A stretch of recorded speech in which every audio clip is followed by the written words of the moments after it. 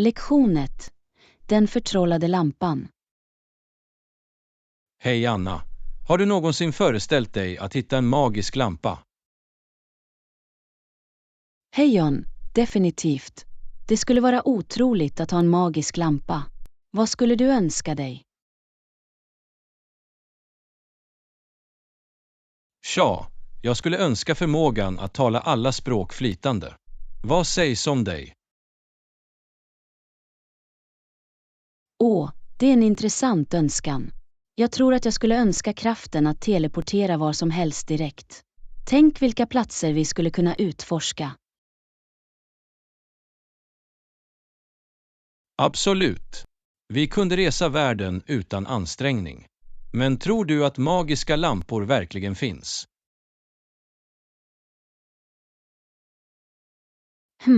Det är svårt att säga. Legender och berättelser nämner dem ofta, men det är mestadels folklore. Vad tycker du? Jag är lite skeptisk, men det är kul att drömma om. Om du hittade en magisk lampa, vad skulle dina 3 önskningar vara? Låt mig tänka. Först vill jag önska god hälsa och lycka för mina nära och kära. För det andra önskar jag obegränsad kunskap. Och för det tredje skulle jag önska förmågan att ge glädje i människors liv.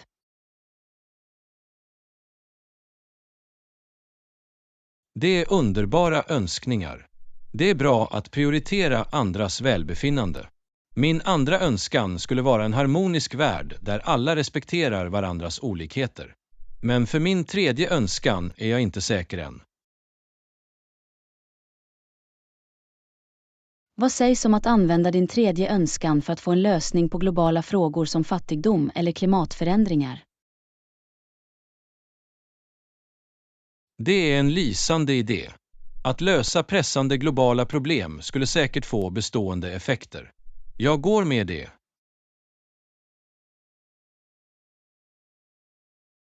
Jag är glad att du gillar idén. Om lampan var verklig kunde vi göra en positiv skillnad tillsammans. Absolut. Det är viktigt att komma ihåg att även utan en magisk lampa kan vi fortfarande göra skillnad i världen genom att ta små steg varje dag. Du har rätt. Det är individernas kollektiva ansträngningar som leder till betydande förändringar. Låt oss fortsätta sträva efter att göra världen till en bättre plats, ett steg i taget. Jag kunde inte hålla med mer. Tillsammans kan vi göra en varaktig effekt. Lektion 2. Utforska kostpreferenser. Hej Anna, har du några specifika kostbegränsningar eller preferenser? Hej John. Ja, jag följer en vegetarisk diet.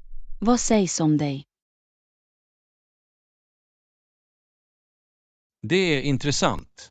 Jag har inga speciella kostbegränsningar, men jag försöker äta en balanserad och hälsosam kost. Det är jättebra.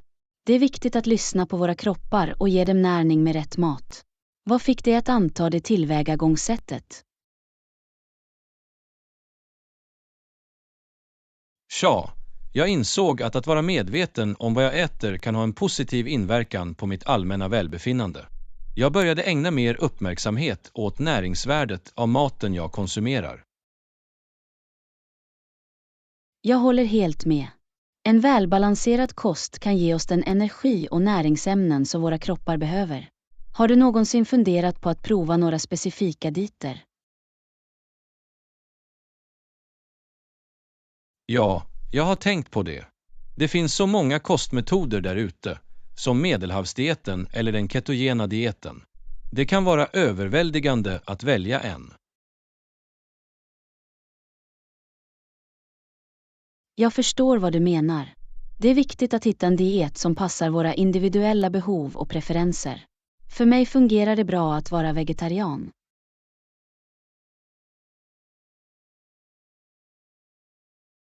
Det är sant. Det handlar om att hitta vad som fungerar bäst för våra kroppar och livsstil.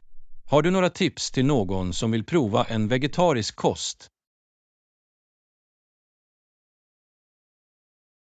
Absolut. Börja med att införliva mer frukt, grönsaker, baljväxter och fullkorn i dina måltider. Experimentera med olika recept och smaker för att hålla saker intressanta. Det är bra förslag. Jag kommer definitivt att prova och utforska fler växtbaserade alternativ. Finns det några utmaningar du står inför som vegetarian? En utmaning är att hitta vegetarianvänliga alternativ när du äter ute eller deltar i sociala evenemang. Men de flesta platser tillgodoser nu för tiden olika kostbehov, så det blir lättare. Det är lugnande att veta. Det är fantastiskt att se att fler restauranger och arenor blir inkluderande. Det gör att alla kan njuta av sina måltider utan begränsningar. Exakt. Det handlar om att skapa en inkluderande miljö där allas kostpreferenser respekteras. Har du några andra frågor om vegetarianism?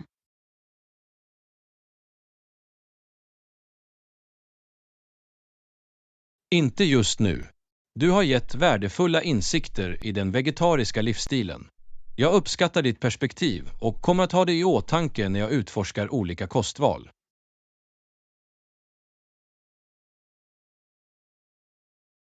Jag är glad att jag kunde hjälpa. Kom ihåg att det är viktigt att lyssna på din kropp och göra val som överensstämmer med dina värderingar och hälsomål. Tack så mycket. Jag kommer att ha det i åtanke. Låt oss fortsätta att utforska och lära oss mer om olika kostpreferenser och deras inverkan på vårt välbefinnande. Lektion 3. Påbörja en ny resa. Hej Anna. Har du några tips till någon som precis har börjat på en ny strävan? Hej John, absolut. Sätt först tydliga mål för dig själv. Att ha en vision om vad du vill uppnå kommer att vägleda dina handlingar.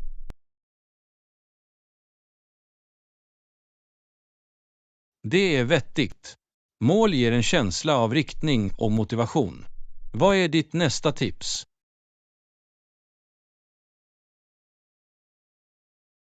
Mitt nästa tips är att dela upp din resa i mindre, hanterbara steg. Det kan vara överväldigande att ta itu med allt på en gång, så ta det ett steg i taget. Jag håller med. Att dela upp saker i mindre uppgifter gör det mer uppnåeliga. Vad mer bör nybörjare tänka på?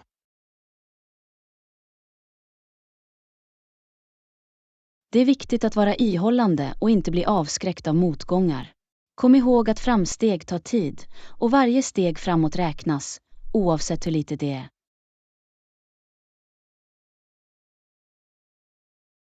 Det är en viktig påminnelse. Tålamod och motståndskraft är nyckeln när man startar något nytt. Vilka andra råd har du? Omge dig med ett stödjande nätverk. Sök vägledning från mentorer eller kontakta likasinnade individer som kan erbjuda råd och uppmuntran.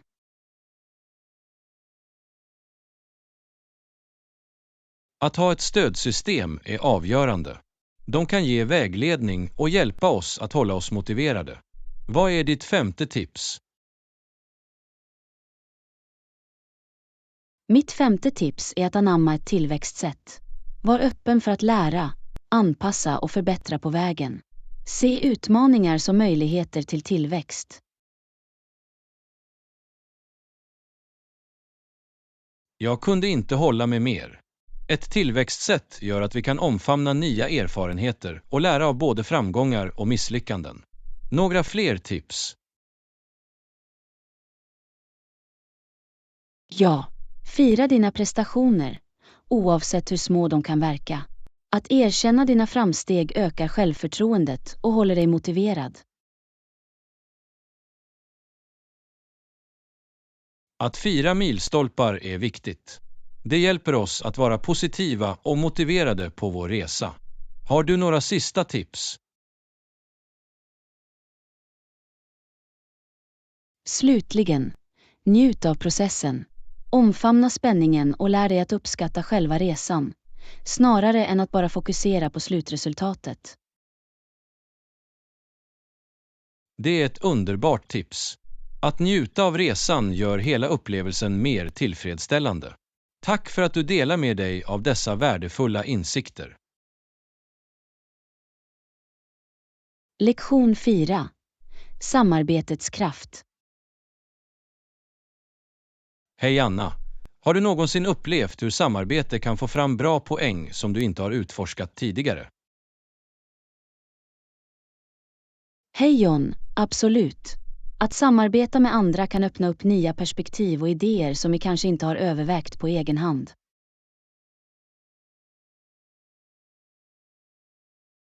Det är så sant. När vi arbetar tillsammans tar vi med oss olika styrkor och expertis, vilket förbättrar kvaliteten på vårt arbete. Samarbete gör att vi kan utnyttja en kollektiv intelligens, där allas unika bidrag kan leda till innovativa lösningar.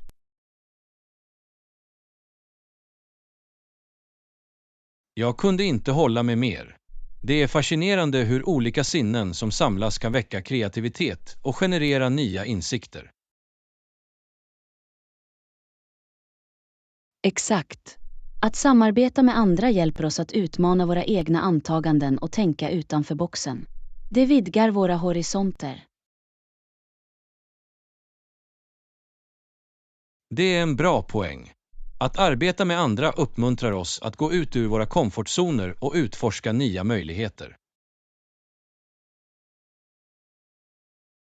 Det är också värt att nämna att samarbete främjar en känsla av enhet och lagarbete.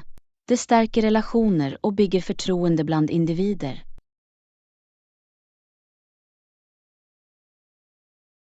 Absolut. När vi samarbetar skapar vi en stödjande och inkluderande miljö där allas bidrag värderas.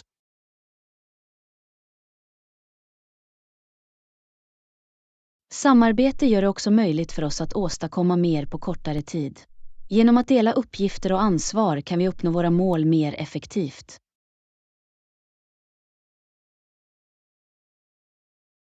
Det är en praktisk fördel.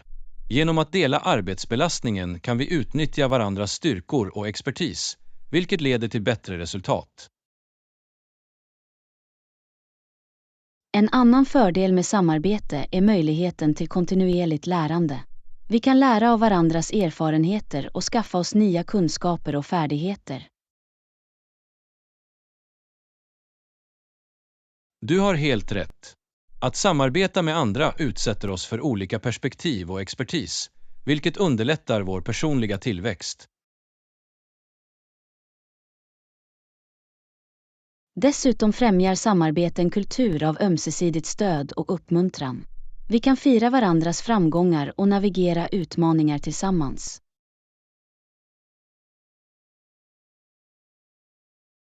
Det är så viktigt.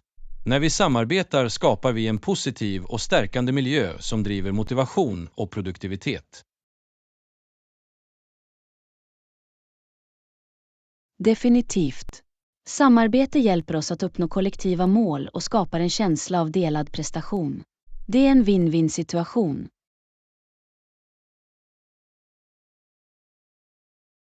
Jag håller helt med. Kraften i samarbete kan inte underskattas. Det förstärker våra individuella ansträngningar och leder till anmärkningsvärda resultat. Absolut. Låt oss fortsätta att anamma samarbete och frigöra potentialen i att arbeta tillsammans. Tillsammans kan vi åstadkomma stora saker.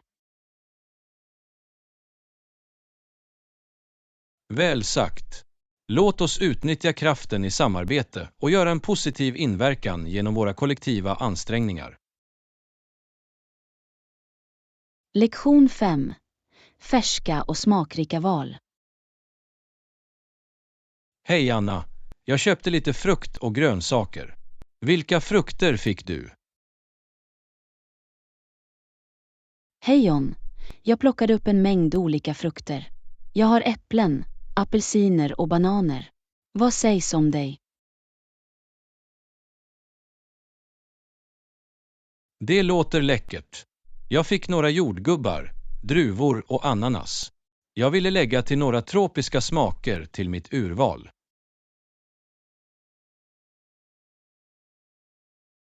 Åh, ananas låter uppfriskande. Jag älskar deras saftiga sötma. Fick du några grönsaker också? Absolut. Jag köpte också lite grönsaker. Jag har morötter, broccoli och spenat. Jag ville se till att jag har en bra balans av näringsämnen.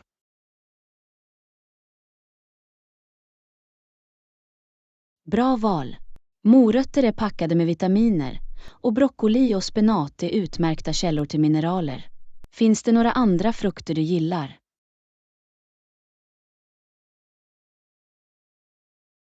Ja, jag gillar också blåbär och vattenmeloner.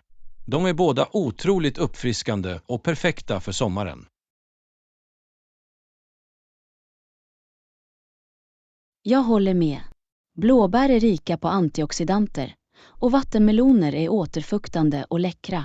Det är fantastiskt att ha så många alternativ. Absolut. Att ha ett varierat urval av frukt och grönsaker säkerställer att vi får ett brett utbud av näringsämnen för en balanserad kost. Det är så sant. Det är viktigt att införliva en regnbåge av färger i våra måltider för att säkerställa att vi får en bra blandning av vitaminer och mineraler. Jag kunde inte hålla med mer. Att äta en mängd olika frukter och grönsaker främjar inte bara god hälsa utan ger också spänning och smak till våra måltider. Definitivt. Det är kul att experimentera med olika kombinationer och recept med dessa färska ingredienser. Har du några favoritfruktbaserade recept? En av mina favoriter är en enkel fruktsallad med en klick honung och en pressa citronsaft. Det är en uppfriskande och näringsrik godbit. Det låter läckert.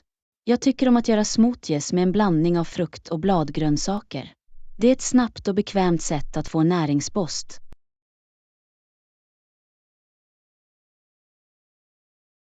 Smoothies är en bra idé.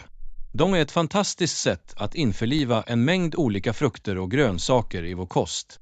Har du några tips för att välja mogna frukter? När du väljer frukt, leta efter sådana som är fasta men ger något för mjukt tryck. Kontrollera också för livfulla färger och en behaglig doft. Det är användbara tips. Det är viktigt att välja mogna frukter för att säkerställa bästa smak och näringsvärde. Tack för att du delar med dig av dina insikter. Lektion 6. Glädjen i små grupper. Hej Anna, jag tänkte, det blir bara vi två för samlingen.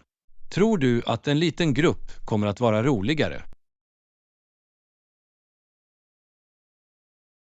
Hej John, jag håller med. Ibland, att ha en liten grupp möjliggör mer intima samtal och djupare kontakter. Det kan vara ganska roligt.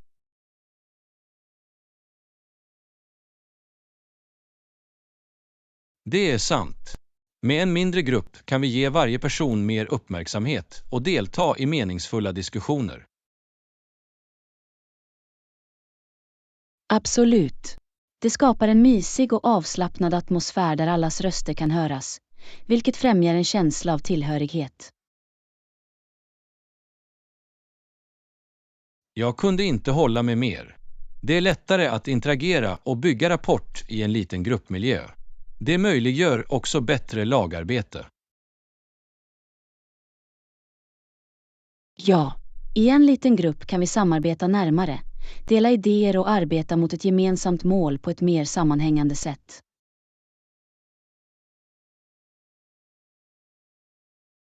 Det är en bra poäng. Det ger oss också möjlighet att bidra aktivt och göra en betydande inverkan på koncernens resultat. Definitivt. Med färre människor är det lättare att samordna och fatta beslut effektivt, vilket leder till smidigare och mer produktiva diskussioner. Jag håller helt med. Det är också värt att nämna att en liten grupp ger en känsla av säkerhet och komfort, så att individer kan uttrycka sig fritt.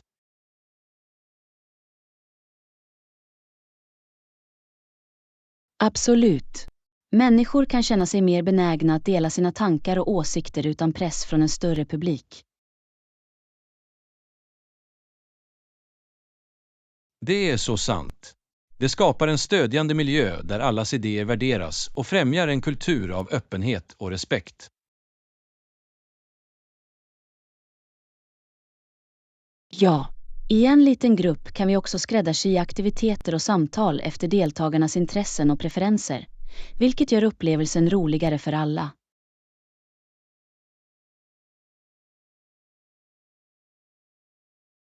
Jag kunde inte ha sagt det bättre.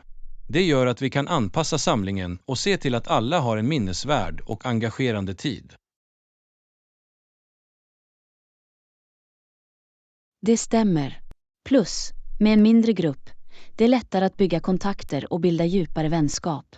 Vi kan fokusera på kvalitetsinteraktioner. Absolut. Det är en underbar möjlighet att stärka befintliga relationer och skapa nya band som kan sträcka sig bortom mötet.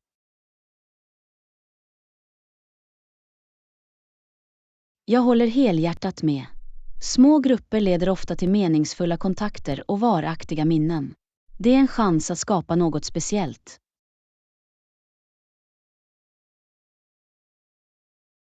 Väl sagt. Låt oss omfamna glädjen av en liten gruppsamling och få ut det mesta av vår tid tillsammans. Kvalitet över kvantitet. Definitivt. Det kommer att bli en trevlig och berikande upplevelse. Bara vi två. Jag ser fram emot det.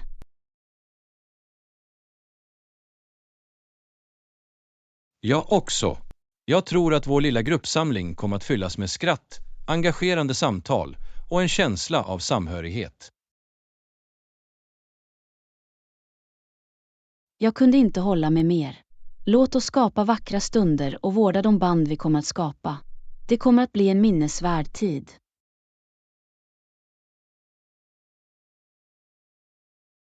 Absolut. Här är glädjen för små grupper och magin de ger. Stort grattis till vårt kommande möte. Lektion 7. Betalningsalternativ. Hej Anna, ska du betala kontant eller använda ditt kreditkort för köpet? Hej John. Jag tror att jag kommer att använda mitt kreditkort.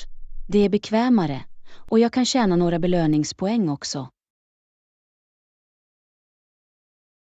Det är en bra poäng. Kreditkort kan vara fördelaktigt om de används ansvarsfullt. Har du funderat på något specifikt belöningsprogram? Ja, jag har ett kort som erbjuder cashback på vissa inköp. Det är ett trevligt sätt att spara lite extra pengar.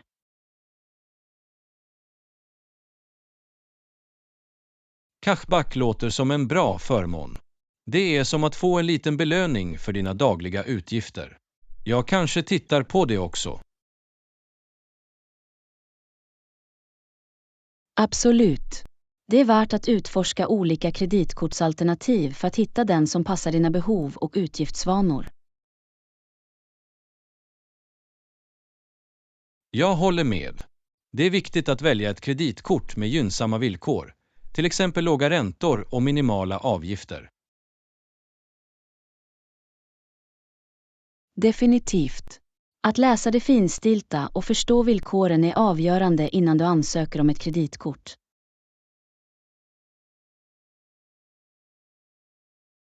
Det är ett klokt tillvägagångssätt. Det hjälper till att undvika överraskningar och säkerställer att du fattar ett välgrundat beslut. Ja, och det är viktigt att använda kreditkort på ett ansvarsfullt sätt och betala av saldot i tid för att undvika ackumulering av skulder.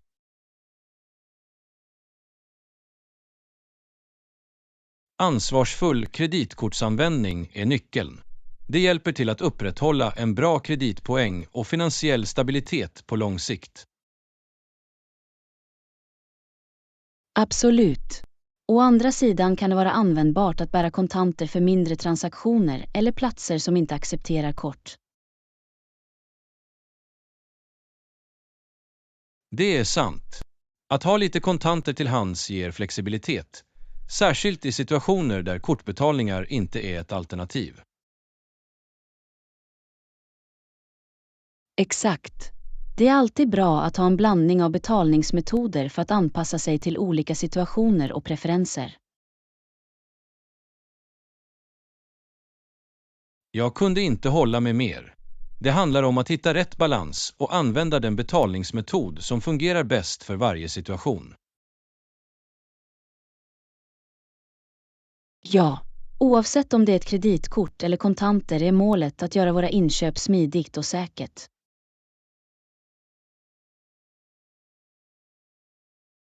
Absolut. Bekvämlighet, säkerhet och belöningar är faktorer att tänka på när man bestämmer hur vi ska betala för våra inköp. Väl sagt.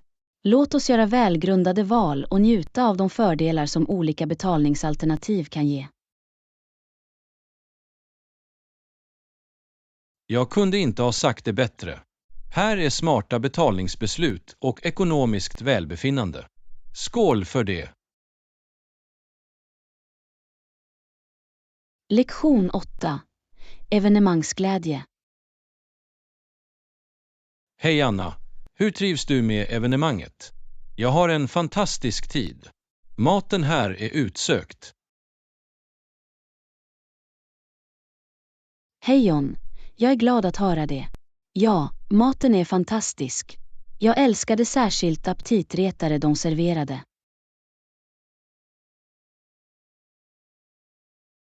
Åh, vilken typ av aptitretare hade de? Jag har inte provat dem än. De hade en mängd olika alternativ. Det fanns minireglage, bruschetta och till och med några krispiga vårrullar. Det låter fantastiskt. Jag ska se till att ta några innan de tar slut. Har du provat någon av huvudrätterna? Ja, de hade en buffé med flera huvudrätter. Jag provade grillad kyckling med rostade grönsaker, och det var utsökt.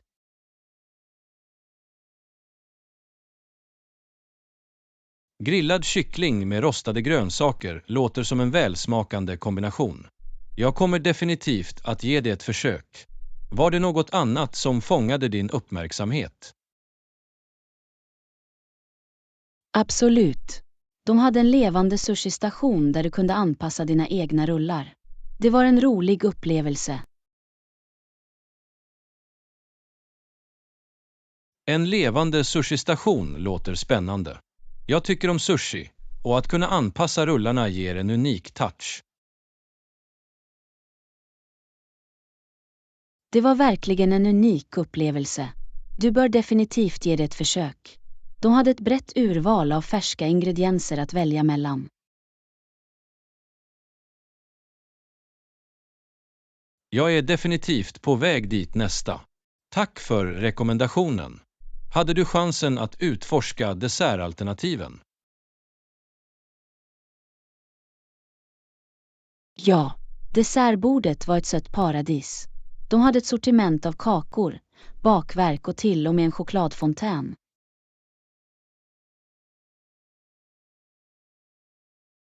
En chokladfontän låter himmelsk. Jag har en söt tand, så jag ska se till att njuta av några desserter senare.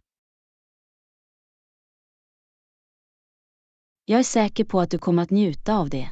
Chokladfontänen var en hit bland gästerna. Det är svårt att motstå att doppa frukt i flytande choklad. Jag kan föreställa mig. Det är en härlig godbit. Förutom maten, har du haft möjlighet att delta i några intressanta samtal?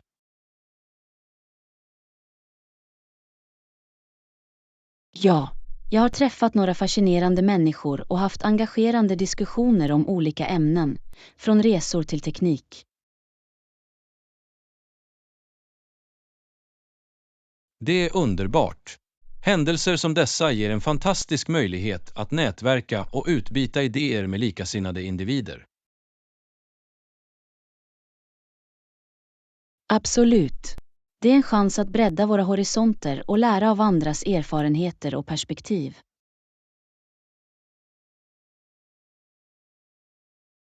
Väl sagt. Jag är tacksam för detta evenemang och chansen att få kontakt med nya människor. Det har varit en minnesvärd upplevelse hittills. Jag kunde inte hålla med mer.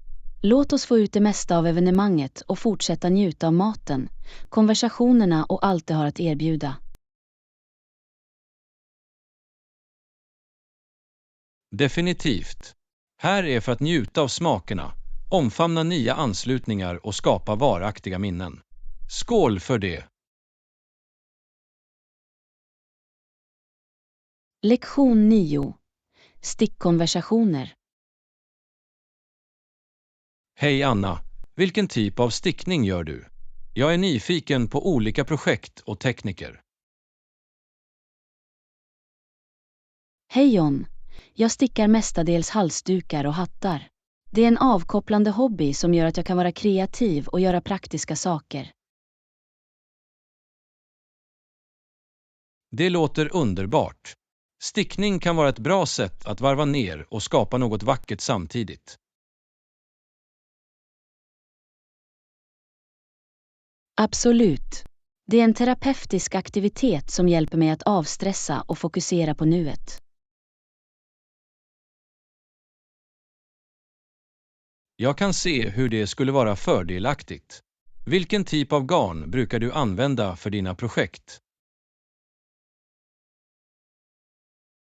Jag gillar att experimentera med olika typer av garn.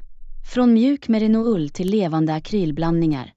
Varje garn ger ett unikt utseende och känsla till det färdiga sticket. Det är intressant.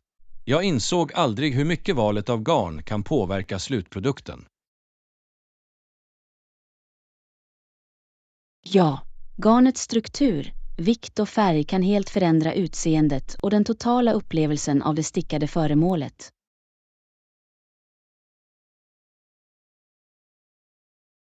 Det är fascinerande hur en enkel tråd av garn kan förvandlas till något funktionellt och vackert tack vare stickarens skicklighet och kreativitet. Absolut. Stickning gör att vi kan förvandla vanliga material till handgjorda konstverk och värme.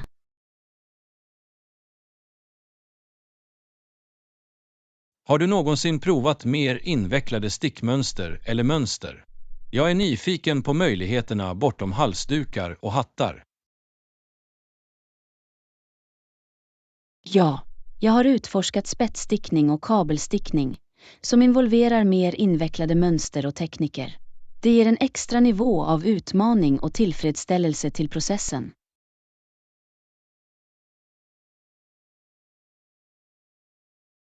Det låter imponerande.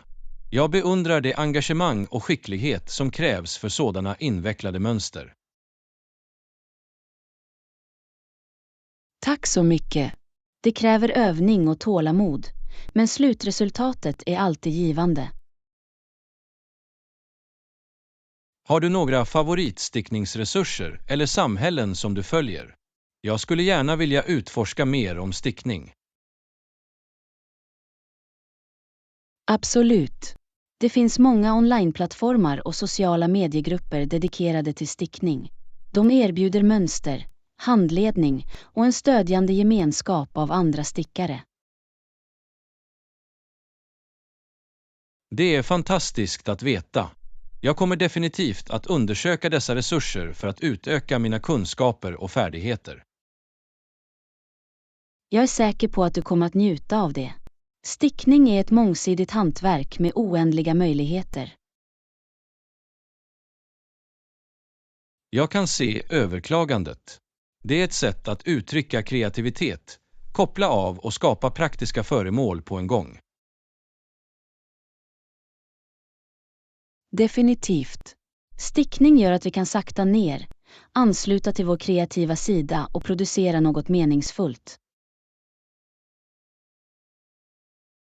Väl sagt. Här är glädjen att sticka, värmen från handgjorda skapelser och tillfredsställelsen av ett avslutat projekt. Skål för det!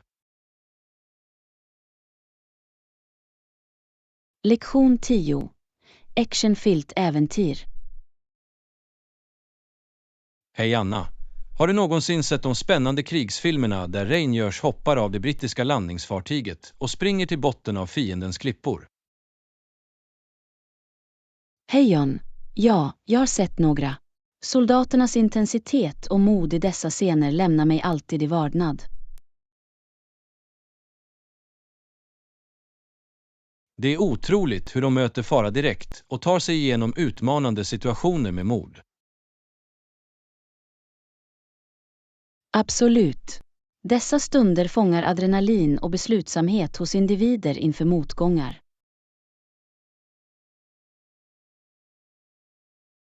Det får mig att undra över den fysiska och mentala styrka som krävs för att uthärda sådana högtryckssituationer.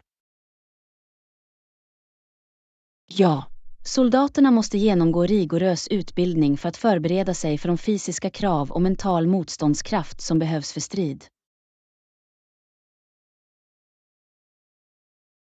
Jag kan föreställa mig vikten av lagarbete och förtroende bland soldaterna under de kritiska ögonblicken. Definitivt. I dessa situationer på liv eller död, att ha ett starkt band och effektiv kommunikation kan göra hela skillnaden.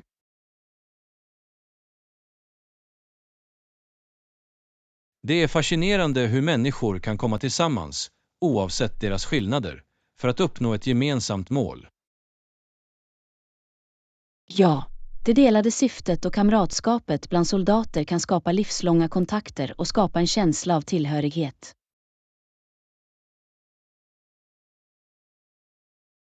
Jag har alltid undrat vad som driver individer att sätta sig själva i fara för andras skull. Det är en djupgående fråga. Det talar om osjälviskhet och hängivenhet hos dem som tjänar i militären. Jag beundrar deras engagemang och uppoffring. De förkroppsligar egenskaper av hjältemod och motståndskraft. Absolut. Deras mod och uppoffring påminner oss om vikten av att skydda och stå upp för det vi tror på.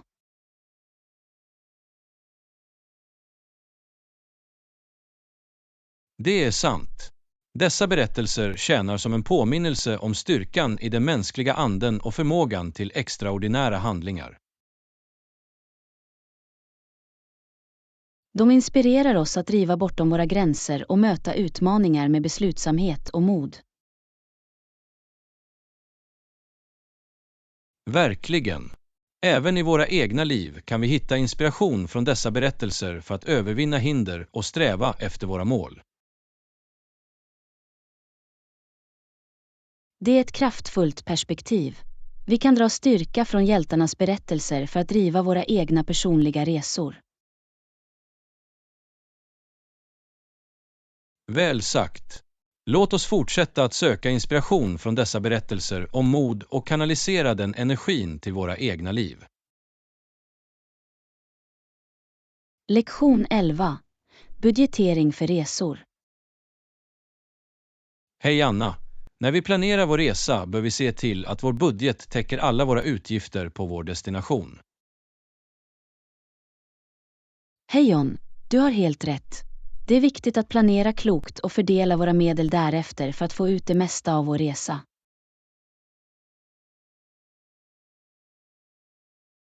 Jag tycker att det är en bra punkt att undersöka och uppskatta kostnaderna för boende, transport och måltider innan vi åker. Definitivt. Genom att ha en tydlig förståelse för utgifterna kan vi undvika ekonomiska överraskningar under vår resa.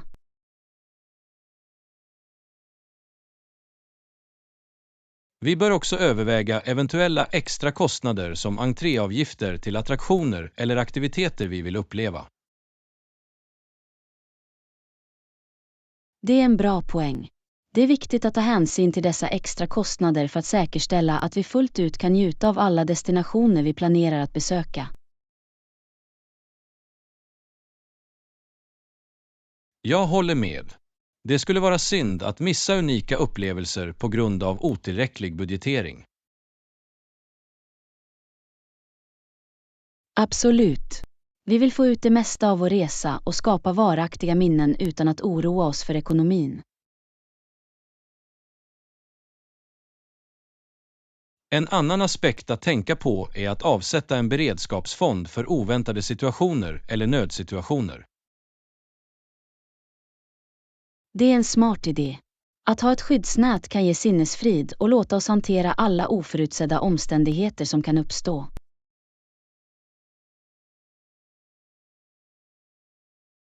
Vi bör också utforska sätt att spara pengar, som att hitta prisvärt boende eller använda kollektivtrafik istället för taxibilar.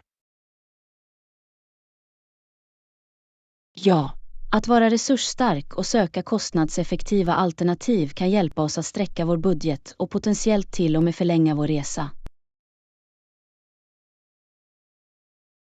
Det är viktigt att hitta en balans mellan att njuta av oss själva och vara medveten om våra utgiftsvanor. Absolut. Vi kan hitta sätt att ha en fantastisk tid samtidigt som vi är medvetna om våra ekonomiska begränsningar.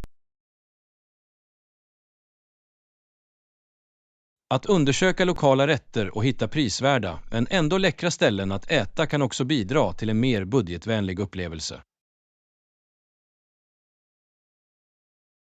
Bra förslag. Att prova lokala smaker utan att bryta banken kan vara en härlig del av reseupplevelsen.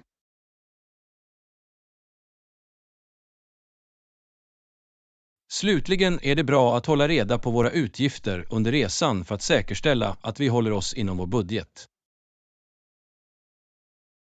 Jag håller helt med. Att hålla ett register över våra utgifter kan ge värdefulla insikter och hjälpa oss att justera våra utgifter om det behövs. Så med noggrann planering och budgetering kan vi ge oss ut på vår resa med tillförsikt, med vetskap om att vi har förberett oss ekonomiskt. Absolut. Genom att vara medvetna om våra utgifter och fatta välgrundade beslut kan vi få ut det mesta av våra reseäventyr.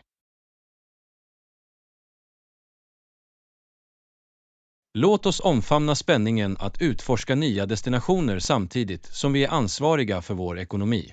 Här är en minnesvärd och budgetvänlig resa. Lektion 12. Oväntade möten. Hej Anna, har du någonsin upplevt ett ögonblick där du gick och du slutade plötsligt höra någon ropa ditt namn? Hej John. Ja, jag har haft det hänt tidigare. Det är alltid lite förvånande och får dig att undra vem det kan vara.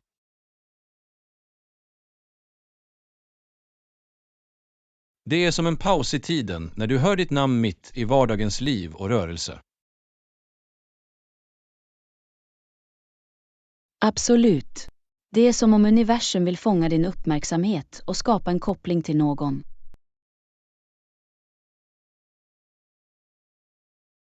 Och sedan tittar du dig omkring och försöker hitta källan till rösten och hoppas känna igen det bekanta ansiktet. Exakt. Det är som ett mini-äventyr, att leta efter den personen som ropade på dig.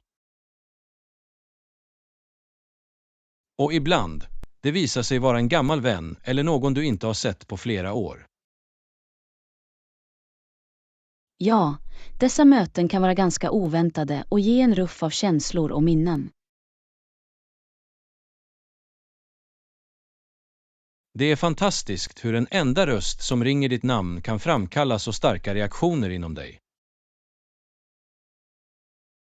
Det är som ett magiskt ögonblick. En enkel handling av erkännande som kan lysa upp din dag. Jag minns en gång när jag gick ner på gatan och jag hörde mitt namn. Jag tittade över och det var en gammal klasskamrat från gymnasiet.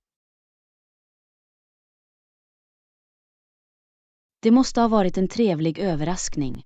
Det är otroligt hur livet oväntat leder människor tillbaka till våra vägar. Det fångade mig definitivt av akt, men det var en trevlig återförening. Det slutade med att vi tillbringade eftermiddagen med att komma ikapp och minnas. Dessa spontana möten kan leda till vackra kontakter och återuppliva vänskap som kan ha bleknat med tiden.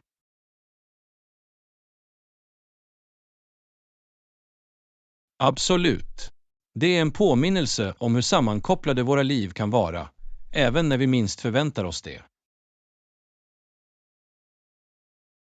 Och ibland, det är inte någon vi känner utan en främling som helt enkelt misstog oss för någon annan.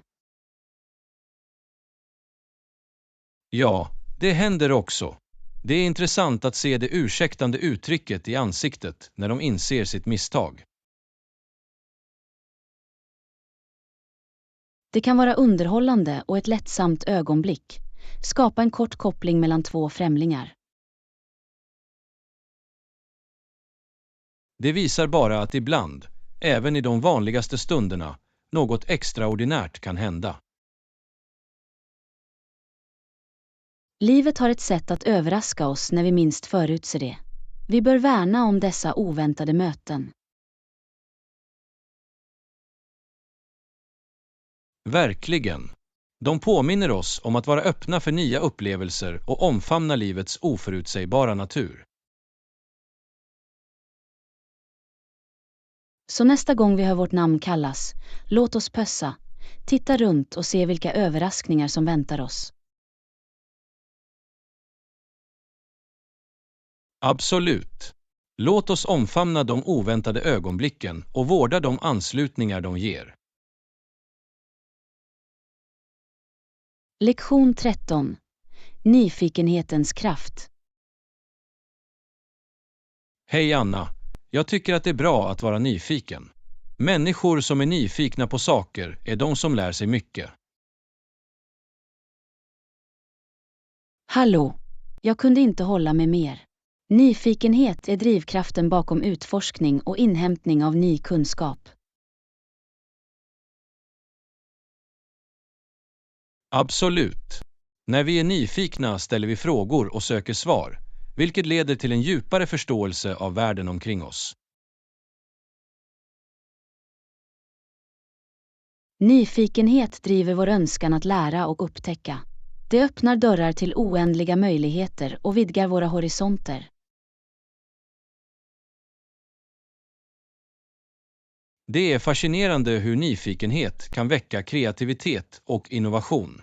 Det driver oss att tänka utanför boxen och hitta unika lösningar. Nyfikenhet hjälper oss också att omfamna mångfald och olika perspektiv. Det uppmuntrar oss att uppskatta och lära av andras erfarenheter. Det är sant.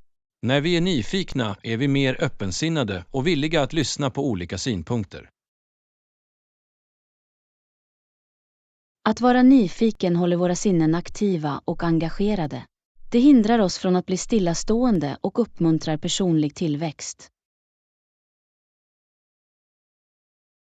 Absolut. Det är som en ständig törst efter kunskap som driver oss framåt på vår inlärningsresa. Och det fina med nyfikenhet är att den inte känner några gränser. Vi kan vara nyfikna på vad som helst, från vetenskap och historia till konst och kultur. Det är sant. Det är något fängslande med att vilja veta mer och fördjupa sig djupare i ett ämne som väcker vår nyfikenhet. Nyfikenhet hjälper oss också att övervinna utmaningar. Det driver oss att hitta lösningar och håller oss motiverade att övervinna hinder. Det är en bra poäng. När vi är nyfikna är vi mer villiga att driva igenom svårigheter och hitta sätt att övervinna dem. Och det bästa är att nyfikenhet är smittsam. När vi uttrycker vår nyfikenhet inspirerar det andra att vara nyfikna också.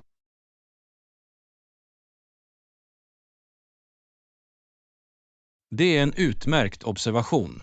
Genom att främja en nyfikenhetskultur skapar vi en miljö där lärande frodas.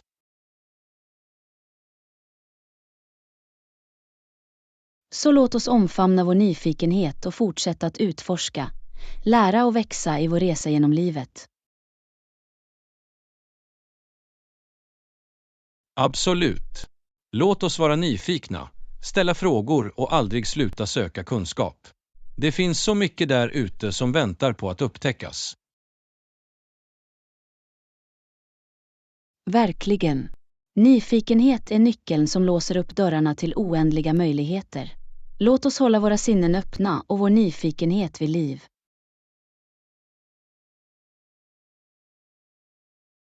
Här är att vara nyfiken och de anmärkningsvärda äventyr och upptäckter som väntar oss. Skål! Lektion 14. Valets skönhet. Hej Anna! Har du någonsin undrat om bröstförstoring? I denna operation implanteras något konstgjort ämne inuti bröstet för att göra det större. Hallå!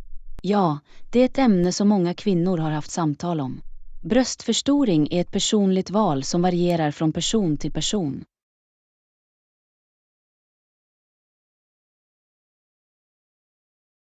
Absolut. Det är viktigt att inse att varje individ har friheten att fatta beslut om sin egen kropp.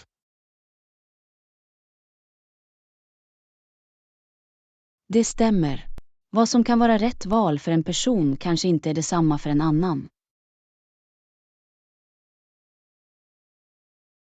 Det är viktigt att inte döma andra utifrån deras beslut, särskilt när det gäller val som påverkar ens utseende.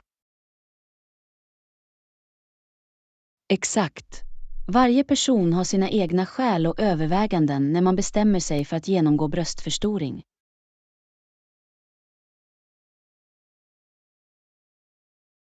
Och det är avgörande att respektera och stödja deras autonomi när de gör sådana personliga val.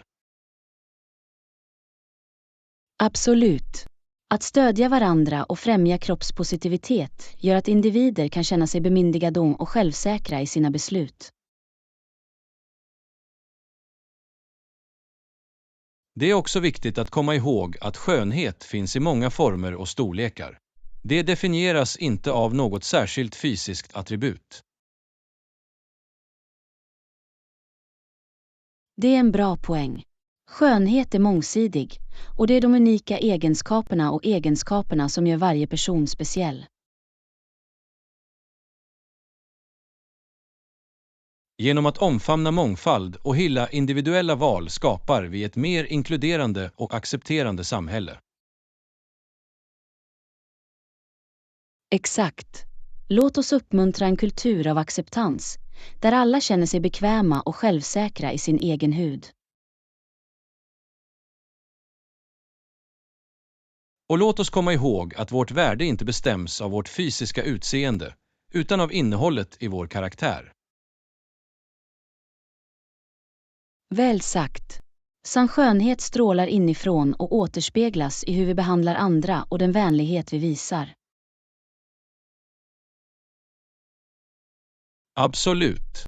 Det är de egenskaper som gör oss till vem vi är som verkligen betyder något i slutändan. Så låt oss fira val, mångfald och självacceptans och stödja varandra i vår resa mot lycka och uppfyllelse.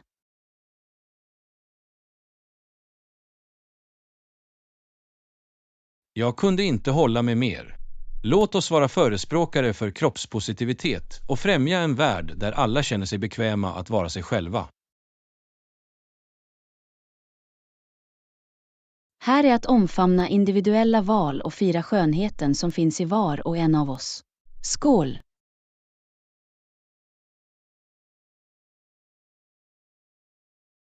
Skål! Må vi fortsätta att lyfta och stärka varandra.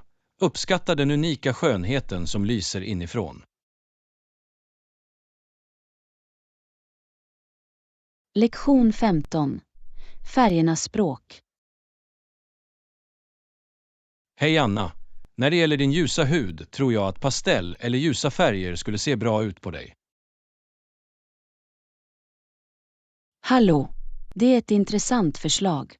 Färger kan verkligen ha en betydande inverkan på hur vi ser ut och känner.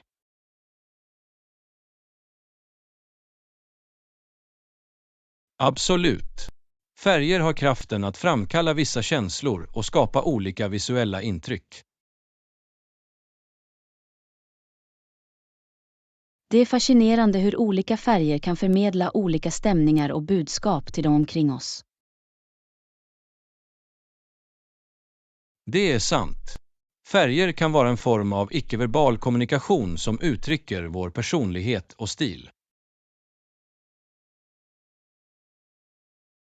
Så, vad är några färger som du tror skulle komplettera Afair hud?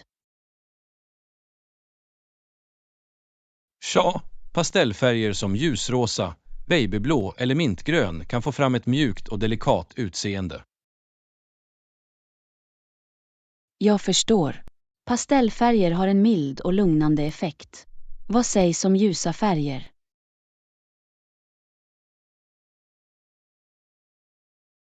Ljusa färger som levande rött, elektriskt blått eller soligt gult kan lägga till lite energi och skapa ett djärvt uttalande. Ljusa färger kan verkligen göra en stark inverkan och dra uppmärksamhet. Det är intressant hur olika färger kan framkalla olika känslor. Absolut. Färger har ett psykologiskt inflytande på våra känslor och kan till och med påverka våra uppfattningar. Det är fascinerande. Det visar hur kraftfulla färger kan vara för att forma våra upplevelser och interaktioner med världen. Definitivt. Det är därför det är viktigt att välja färger som får oss att känna oss trygga och återspeglar vår personliga stil. Jag håller med. Vårt val av färger kan vara ett uttryck för vår individualitet och hjälpa oss att känna oss mer kopplade till oss själva. Det är också intressant att överväga kulturella föreningar med färger. Olika kulturer kan ha unika tolkningar och betydelser för vissa färger. Det är en bra poäng. Färger kan ha kulturell betydelse och variera i sin symbolik i olika samhällen.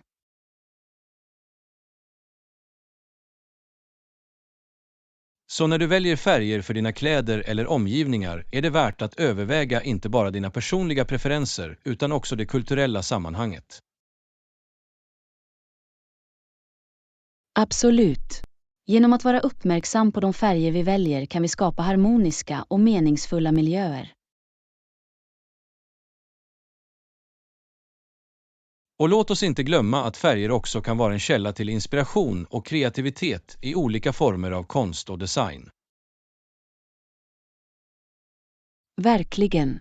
Färger har använts genom historien för att väcka känslor, berätta historier och skapa visuella mästerverk. Så låt oss omfamna färgernas språk och använda dem för att uttrycka oss själva, lyfta våra humör och skapa livliga upplevelser. Jag kunde inte hålla med mer. Färger har ett sätt att ge glädje och lägga till skönhet i våra liv. Låt oss få ut det mesta av dem.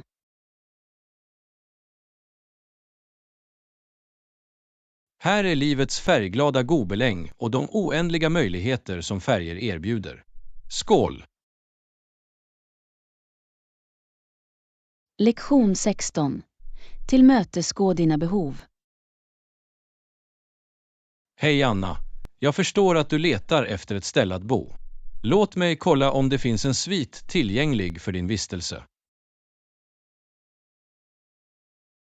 Hallå! Det skulle vara jättebra. Jag hoppas hitta ett bekvämt och rimligt boende.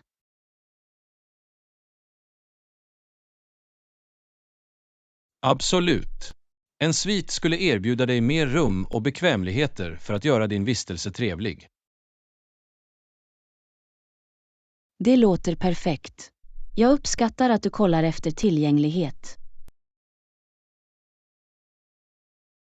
Goda nyheter. Vi har en svit tillgänglig för de datum du nämnde. Det är ett lyxigt utrymme med en vacker utsikt.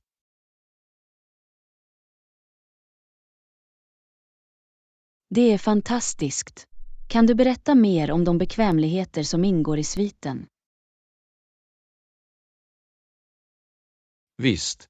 Sviten har en king-size-säng, ett separat vardagsrum, en egen balkong och ett fullt utrustat pentry. Wow, det låter underbart. Att ha ett pentry skulle vara bekvämt för att laga mina egna måltider under vistelsen. Absolut. Pentryt är utrustat med spis, minikylskåp, mikrovågsugn och alla nödvändiga redskap. Det är fantastiskt att höra. Det skulle vara trevligt att ha möjlighet att laga mina egna måltider om jag väljer det. Dessutom, sviten har gratis tillgång till vårt spa och gym, så att du kan varva ner och hålla dig aktiv under din vistelse. Det är en bra extra bonus. Jag skulle definitivt uppskatta några avslappnings- och träningsalternativ. Jag är glad att höra det. Vi strävar efter att ge våra gäster en väl avrundad upplevelse under deras vistelse. Det verkar verkligen som om du har tänkt på allt för att göra vistelsen bekväm och trevlig. Vi strävar efter att överträffa våra gästers förväntningar. Din tillfredsställelse är vår högsta prioritet. Jag uppskattar din uppmärksamhet. Det är lugnande att veta att mina behov tas om hand. Det är vårt nöje. Vi vill se till att du får en minnesvärd och trevlig upplevelse hos oss. Tack för din hjälp. Jag är glad över min kommande vistelse i sviten. Du är varmt välkommen. Vi ser fram emot att välkomna dig och ge dig bästa möjliga service. Jag kan inte vänta med att uppleva komforten och lyxen i sviten. Tack igen. Det är vårt nöje. Vi ser till att din vistelse är exceptionell på alla sätt. Vi ses snart. Lektion 17. Omdefiniera skönhetsstandarder. Hej Anna. Har du någonsin lagt märke till hur människor ofta förknippar attraktivitet med att vara tunna när de ser bilder på modemodeller? Hallå! Ja, det är ganska vanligt att samhället skildrar tunnhet som skönhetsstandarden. Det är olyckligt hur dessa skildringar kan skapa orealistiska förväntningar och påverka människors självuppfattning. Absolut. Tanken att attraktivitet enbart bestäms av tunnhet är ett smalt perspektiv.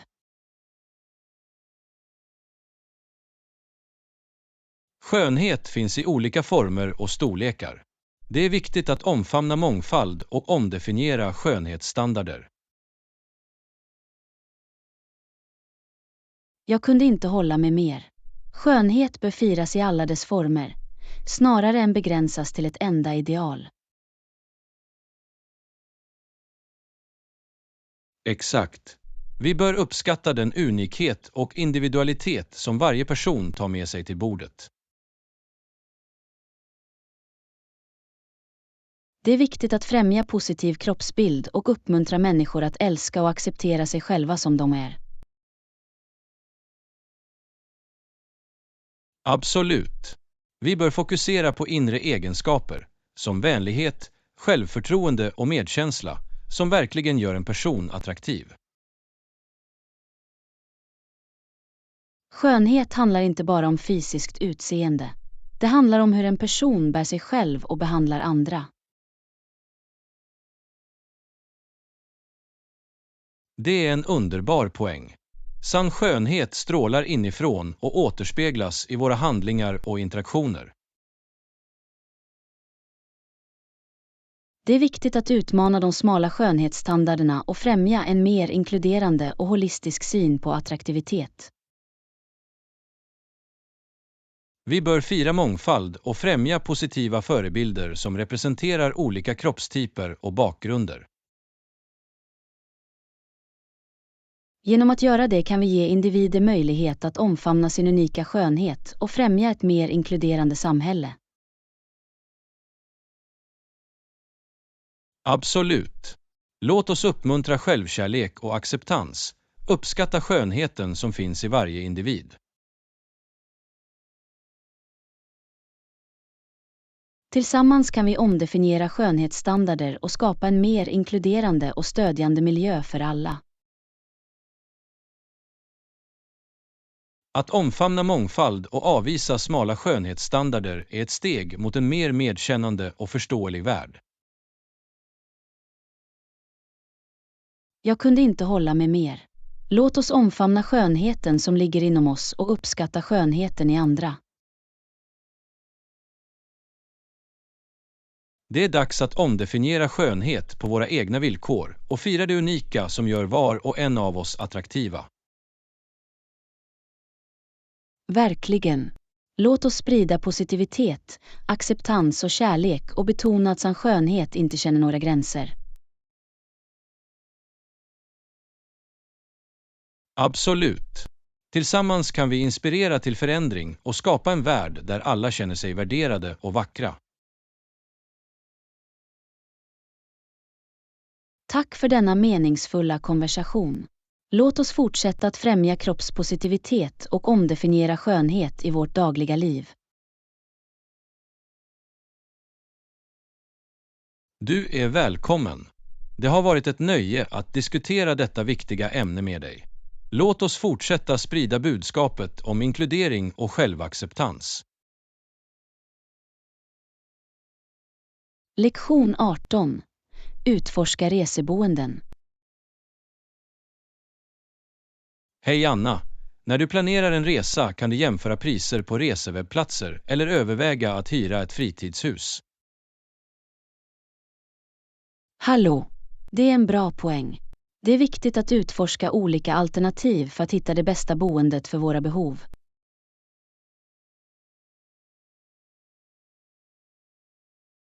Absolut. Resesidor erbjuder ofta ett brett utbud av hotell, från budgetvänliga till lyxiga.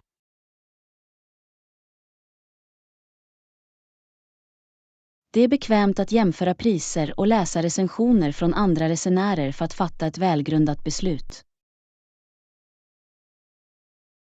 Definitivt. Recensioner kan ge värdefull insikt i kvaliteten och tjänsterna som erbjuds av olika boenden. Jag tycker också att det är intressant att överväga att hyra ett fritidshus. Det kan erbjuda en unik och hemtrevlig upplevelse. Att hyra ett fritidshus kan vara ett bra alternativ, särskilt för familjer eller större grupper. Det ger mer utrymme och avskildhet. Det är sant. Att ha en hemliknande miljö kan göra vistelsen bekvämare och roligare. Fritidshus har ofta fullt utrustade kök, så att du kan laga dina egna måltider och spara på matkostnader. Det är en betydande fördel. Det ger dig flexibiliteten att laga mat och njuta av måltider när det passar dig.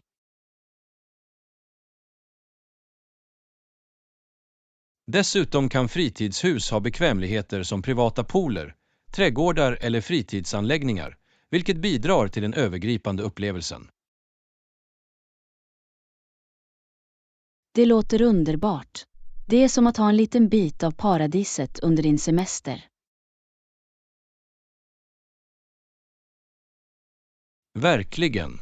Det är värt att utforska semesterhusuthyrning, särskilt om du föredrar en mer personlig och oberoende vistelse.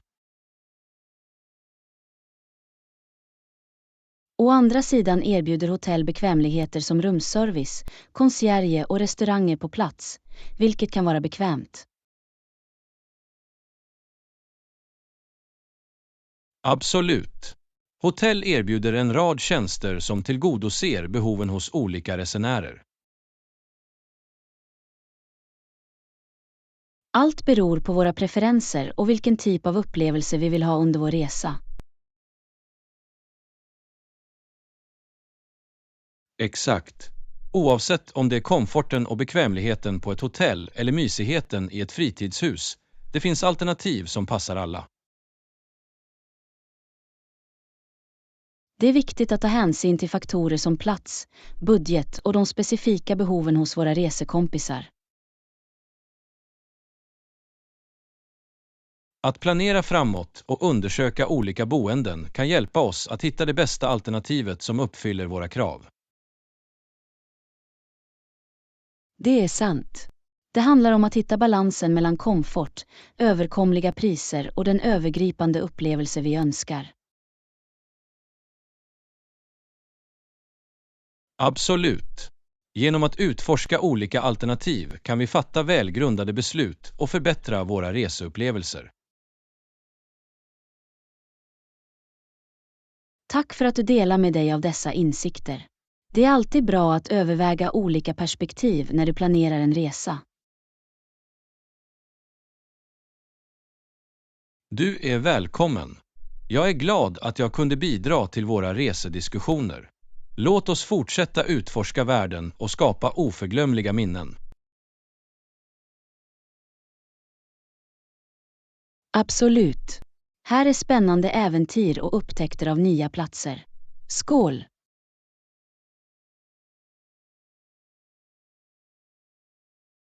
Skål!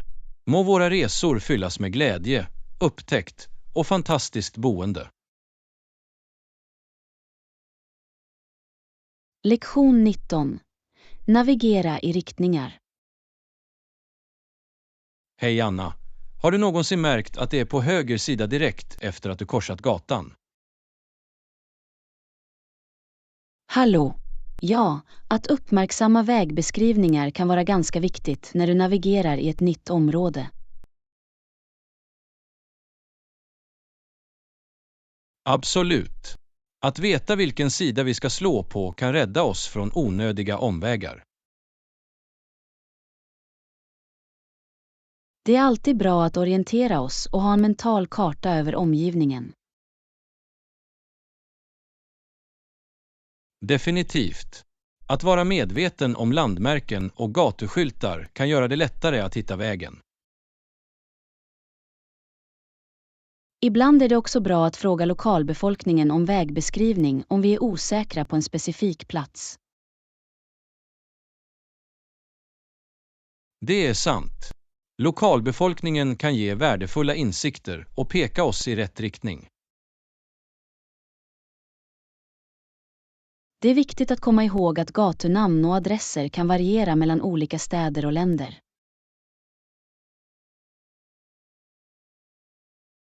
Verkligen. Att bekanta oss med de lokala namnkonventionerna kan förhindra förvirring. Dessutom, att använda GPS-navigationsappar på våra smartphones kan vara ett pålitligt verktyg för att hitta vår destination. Det är en bra poäng. GPS-appar kan ge vägbeskrivningar och uppdateringar i realtid. Det är dock alltid en bra idé att korsreferera anvisningarna från appen med våra egna observationer.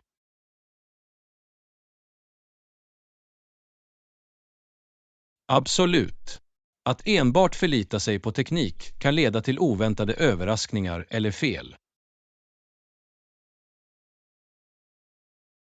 Att uppmärksamma visuella signaler, som landmärken eller anmärkningsvärda byggnader, kan hjälpa oss att hålla oss på rätt spår. Det är sant. Visuella signaler kan fungera som tillförlitliga referenser, särskilt i områden där gatuskyltar kanske inte är tydligt synliga. Det är också viktigt att vara uppmärksam på trafikregler och övergångsställen när du navigerar på gatorna.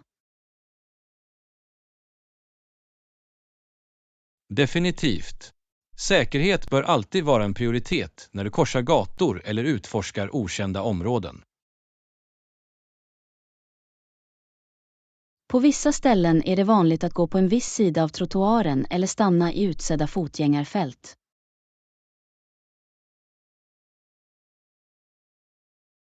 Att respektera lokala seder och följa trafikregler kan bidra till en smidigare navigeringsupplevelse.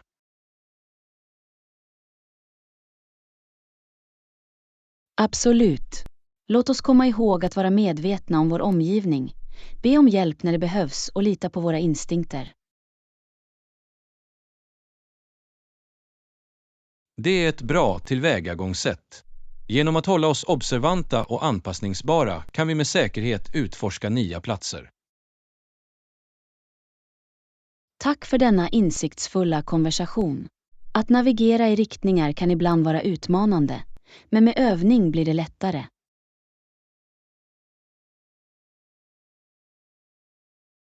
Du är välkommen. Det har varit ett nöje att diskutera detta ämne med dig. Låt oss fortsätta utveckla våra navigationsfärdigheter och utforska världen med förtroende.